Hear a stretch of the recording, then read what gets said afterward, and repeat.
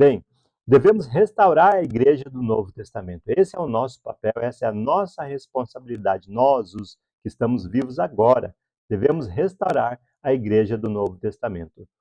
Esquece esse título aqui da igreja, mas os nomes humanos, né, foi uma cópia aqui então, até na igreja de Corinto, os membros se dividiam sobre os nomes de Pedro, Paulo, Apolo. O apóstolo Paulo repreendeu severamente com as seguintes palavras: acaso Cristo está dividido? Foi Paulo crucificado em favor de vós, ou fosse porventura batizados no nome de Paulo? Isso é em 1 Coríntios capítulo 1, versículo 13. Então a igreja, desde o início, já estava com pensamentos de divisões, até dentro dela mesma.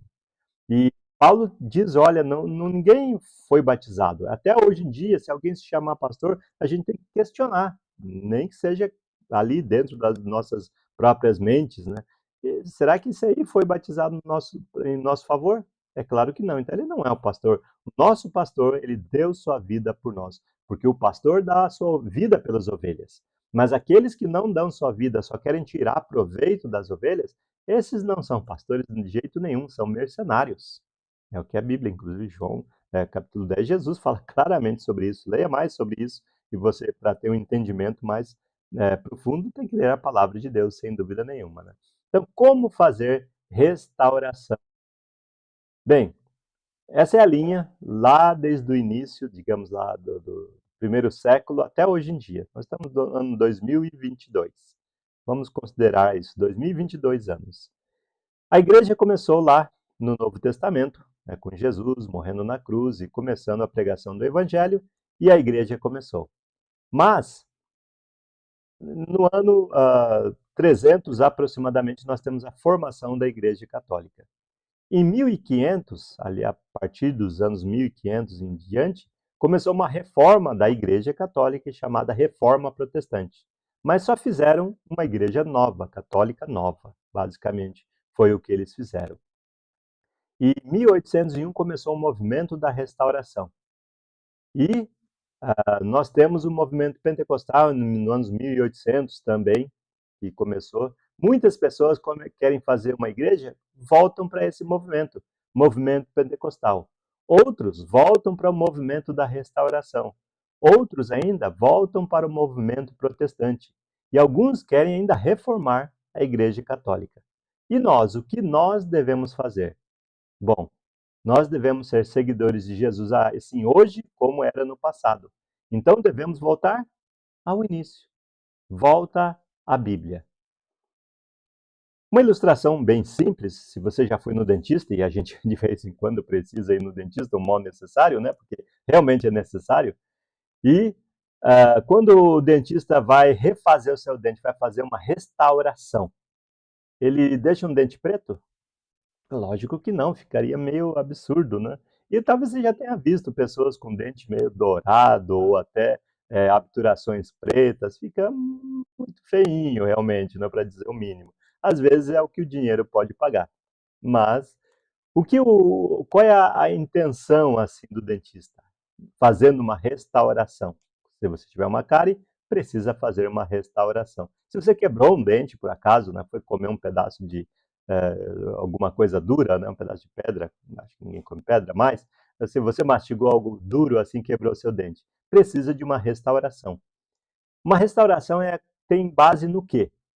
Tem base num dente real. E ele tem que olhar o dente que deveria estar naquele lugar. Ele não vai colocar um molar aqui no primeiro dente. Os molares ficam aqui mais para trás, não é? Então ele vai colocar um dente parecido com aquele dente que está ali naquele lugar, que deveria estar ali, às vezes não está.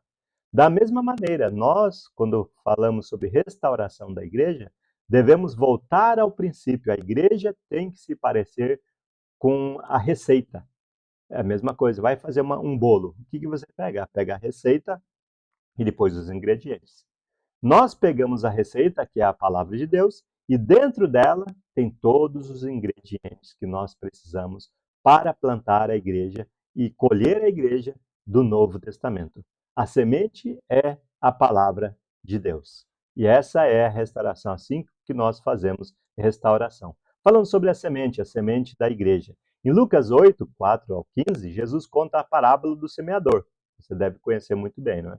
E essa semente caiu em vários tipos de solos. Uns solos eram produtivos e outros improdutivos. Jesus explicou a parábola e ele disse o seguinte sobre a semente: a semente é a palavra de Deus.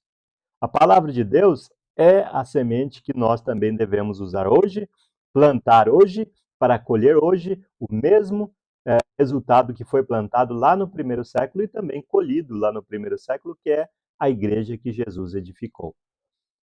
Os frutos são de acordo com a semente. Se você pega uma semente de qualquer coisa, você vai colher um fruto daquela semente. Por exemplo, semente de trigo. Se você pega a semente de trigo, o que você vai colher? Lógico, não tem como colher outra coisa. Se você pega uma semente de maçã e planta aquela semente de maçã, o que você espera colher? Lógico também, não é? E se você pega uma semente da palavra de Deus?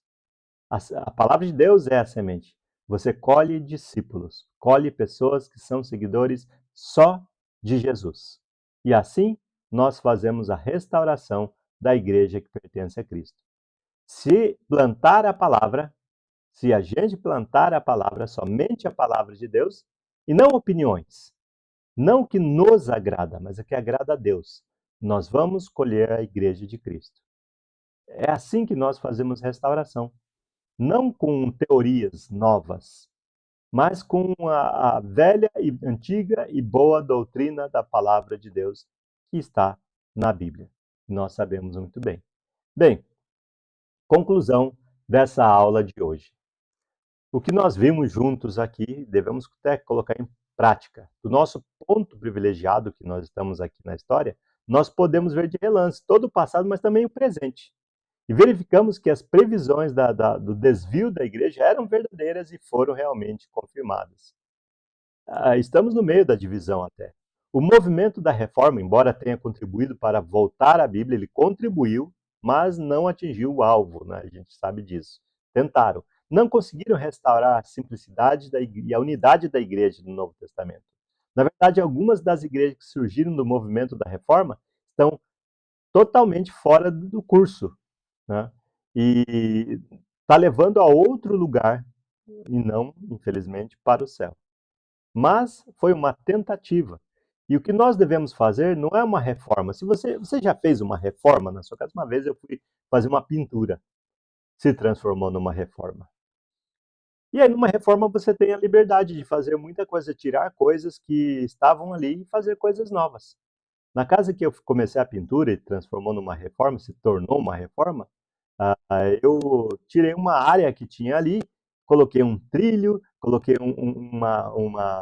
ah, uma viga nova, coloquei ali uma coluna nova, mudei a cor, mas quando você faz restauração, aí dá trabalho, aí custa mais caro, mas tem que parecer com o original.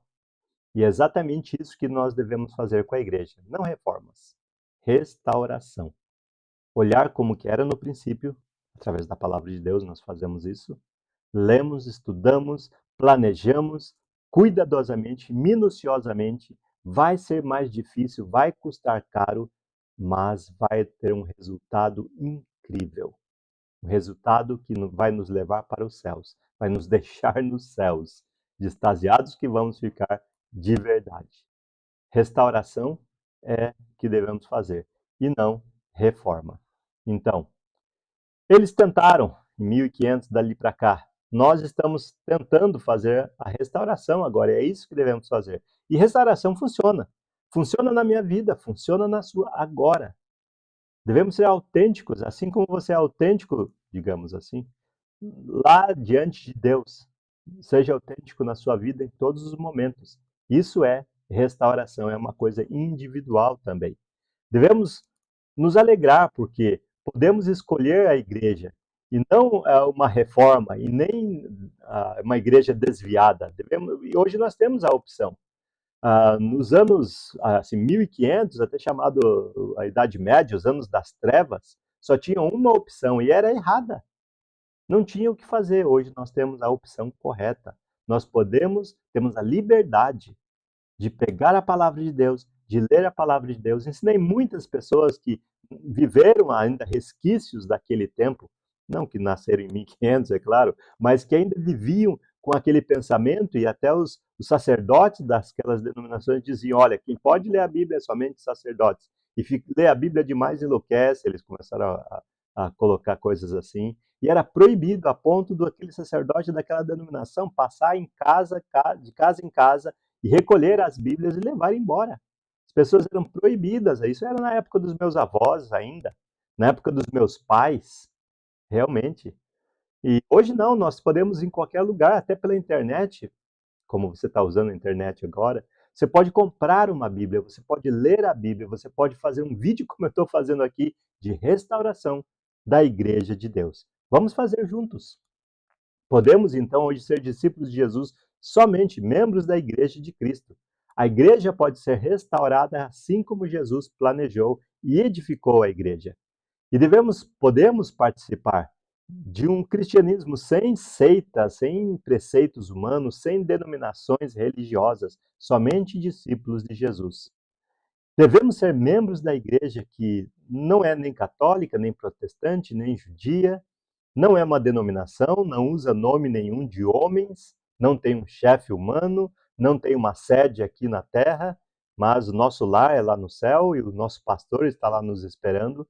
E o único livro que nos dá todas essas orientações para chegar a este resultado é a Bíblia.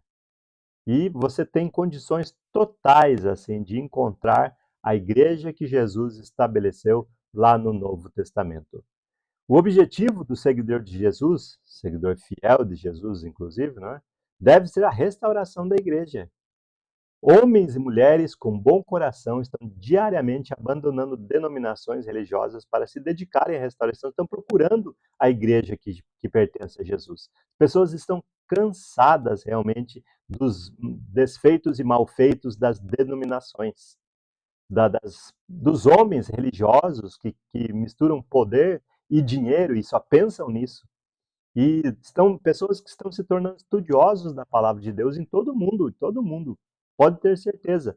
E a igreja não é uma coisa minha e nós começamos aqui, olha como nós somos os únicos salvos. Não, ela está espalhada pelo mundo todo e nós não temos mínima noção, mas graças a Deus ele sabe quem são e como serão salvos. É claro que somente através do evangelho, só tem um caminho para ser salvo. Jesus diz: eu sou o caminho, a verdade e a vida. Ninguém vem ao Pai com suas próprias opiniões, com as suas próprias doutrinas e denominações. Só por Jesus. E é isso, essa é a nossa pregação também. Então, a igreja revelada no Novo Testamento está aqui, através de você e de mim, em várias partes do mundo, sem a ajuda mesmo de um pregador. Pessoas que começaram esse movimento de restauração nas suas cidades, onde elas moram, em vários países, até países que isso é proibido acontecer, ter alguma religião. Eles estão chegando a essas conclusões. Você também pode participar desse movimento que é individual, como eu disse. É de mudança de vida. Quando você muda a sua vida, não depende de religiosos, de templos religiosos, de líderes religiosos e de ensinamentos de homens, inclusive. Só depende da palavra de Deus e de você ler e colocar em prática. Deixe de lado as doutrinas humanas, se apegue à palavra de Deus. Lembre-se que João e Pedro eles disseram: antes importa obedecer a Deus que aos homens. Atos capítulo 5, versículo 29. Esse tipo de obediência da qual nós estamos falando é de extrema importância, porque um dia Jesus vai voltar para recompensar os bons e justos e castigar os perversos. Pode ter certeza disso.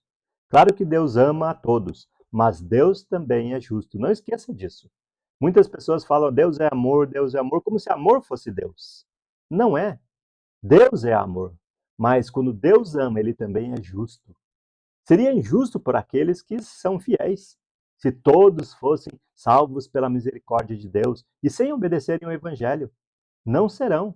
Os pecados serão castigados, os meus e os seus, inclusive, serão castigados, porque isso é justo. E a justiça e a julgamento, ele começa pela casa de Deus. Então o mundo está realmente perdido nos seus pecados. E essa é a pregação. Não adianta falar como Deus ama todo mundo. Sim, de fato. Mas ele ama tanto que ele quer mudança. Sem mudança, sem obediência ao Evangelho, não haverá salvação. Ponto. Obedeçamos, pregamos e obedecemos o Evangelho. Vamos estudar na próxima semana exatamente isso, a vinda de Jesus.